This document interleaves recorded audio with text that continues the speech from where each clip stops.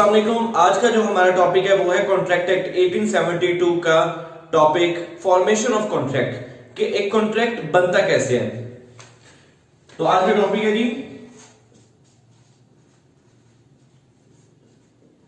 Formation of contract. तो आज का जो टॉपिक है हमारा फॉर्मेशन ऑफ कॉन्ट्रैक्ट, उसके बारे में बात करते हैं। तो फॉर्मेशन ऑफ कॉन्ट्रैक्ट के वाले से कुछ स्टेजेस हैं जिनको हमने फॉलो करना होता है। सबसे पहले जो स्टेज है वो है प्रपोजल। प्रपोजल जो है वो कोई पेशकश हो सकती है, कोई हम ऑफर दे सकते हैं। इसको कानून की जुबान में हम लोग कहते हैं Ajaib. Ajaib when one person expresses willingness to another person to do something or not to do something with a view to get the assent of that other person, either he will do that act or not, it is said that the person has given a proposal. For example, A said to B, I want to sell my house for rupees 20 lakh. Will you purchase it? Now this is a proposal from A towards B. A ने B से कहा कि मैं अपना घर 20 लाख के एवज आपको बेचना चाहता हूं, क्या आप खरीदोगे? अब यहां पे A जो है वो B को ऑफर दे रहा है इस चीज के बारे में कि मैं अपना घर बेचना चाहता हूं, क्या आप खरीदोगे? यानी वो उसका व्यू ले रहा है कि क्या तुम खरीदोगे या नहीं। So he has given a proposal. So when the proposal is given, second step is that acceptance, जिसको हम कहते हैं कबूल। The person to whom the proposal is made express his willingness thereto, यानी जिस शख्स को ऑफर दी गई वो उस ऑफर के मुताबिक अपनी विलिंगनेस शो कर दे, अपनी चाहत का इजहार कर दे, तो यही माना जाता है कि प्रपोजल जो है वो एक्सेप्ट हो चुका है। और जब प्रपोजल एक्सेप्ट हो जाएगी तो क्या हमारा जो एग्रीमेंट है वो हो चुका है, क्या हमारा कॉन्ट्रैक्ट बन चुका है? अगर किसी आम बंदे से पूछा जाए तो वो कहेगा जी जी बिल्कुल, ए ने बी से कहा मैं अपना घर बेचना चाहता हूं, बी ने कहा मैं खरीद लेता हूं, दोनों में कॉन्ट्रैक्ट हो गया। नहीं, यहां पे अभी प्रपोजल जो है वो सिर्फ एक्सेप्ट हुआ है। और जब एक प्रपोजल एक्सेप्ट हो जाता है वो क्या बन जाता है? वो प्रॉमिस बन जाता है, जिसको हम वादा कहते हैं। When a proposal is accepted it becomes promise. यहां पे ए ने बी को ऑफर की कि मैं अपना घर जो है वो 20 लाख के एवज बेचना चाहता हूं, क्या तुम खरीदोगे? और बी ने कह दिया हां मैं खरीदूंगा, yes I will purchase it for rupees 20 lakh. Now the proposal is accepted. और जब प्रपोजल एक्सेप्ट हो जाए तो वो क्या बन जाएगा? वो प्रॉमिस हो जाएगा। अब ए ने बी से प्रॉमिस कर दिया कि वो अपना घर जो है वो बी को बेचेगा 20 लाख के एवज, और बी ने उसको प्रॉमिस कर दिया जब तुम मुझे अपना घर बेचोगे मैं उसके एवज तुम्हें 20 लाख दूंगा। अब ये दोनों के दरमियान जो है वो प्रॉमिस हो चुका हुआ है। और हर प्रॉमिस या सेट ऑफ प्रॉमिसेस, एक से ज्यादा वादे भी हो सकते हैं।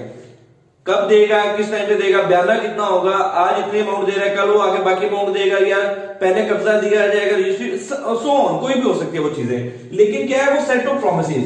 हर प्रॉमिस या सेट ऑफ प्रॉमिसेस जो एक दूसरे के लिए क्या कर रहे हो? कंसिडरेशन पैदा कर रहे हो। कंसिडरेशन मीन बदल, इन रिस्पॉन्स, किसी चीज के इवज। हमारे कॉन्ट्रैक्ट एक्ट और लॉ के टर्म में consideration will always be in form of money.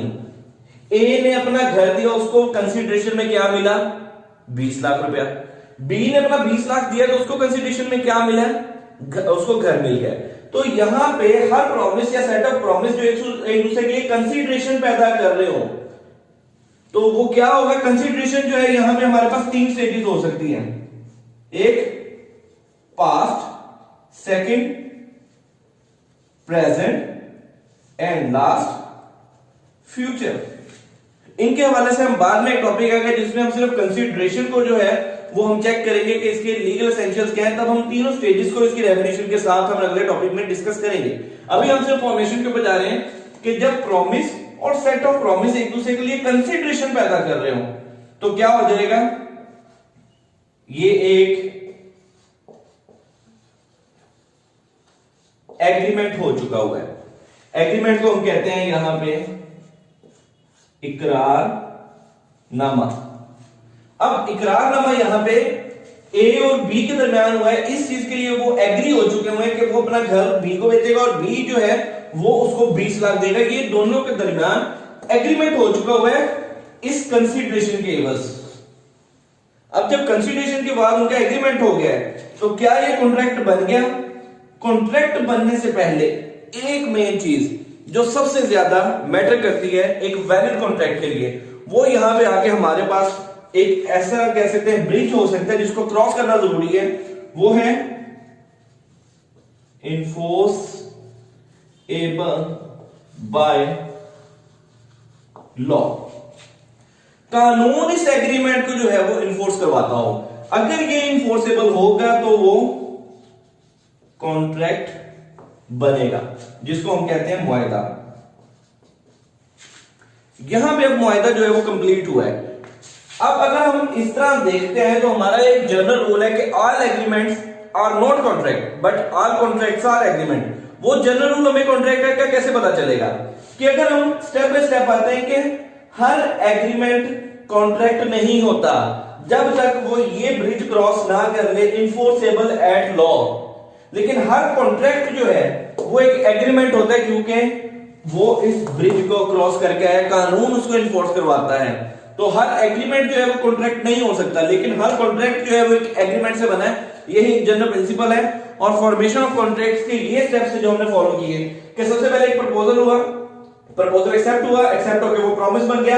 हर वादा या वादे का मजमूआ जो कंसीडरेशन पैदा कर रहा हो वो एग्रीमेंट बन जाता है। और एग्रीमेंट जो कानून में इन्फोर्स हो सकता है, जिसको इन्फोर्सेबल एट लॉ हो या इन्फोर्सेबल बाय लॉ हो, वो वैलिड कॉन्ट्रैक्ट बनता है। तो ये फॉर्मेशन ऑफ कॉन्ट्रैक्ट है कि कॉन्ट्रैक्ट किस तरह बनता है। इसके जो एसेंशियल्स हैं, जो इसके लाज़िमात हैं, जो इसके तमाम कॉन्ट्रैक्ट एक्ट में दिए गए हैं, वो हम अगले लेक्चर में, अगली वीडियो में जरूर बताएंगे और शेयर करेंगे आपके साथ। आपको ये प्रोसीजर समझ आया या आपको ये अच्छा लगा तो फीडबैक जरूर दीजिएगा और वीडियो के नीचे कमेंट कर दीजिएगा और इस वीडियो को लाइक कर दीजिएगा और अपने दोस्तों के साथ शेयर करें ताकि हम इस चीज को ज्यादा से ज्यादा आगे स्टूडेंट्स तक लेके जा सकें और मिलकर सीखें एक दूसरे के साथ। तो इसी वीडियो के साथ मुझे इजाजत दीजिए। अस्सलाम वालेकुम।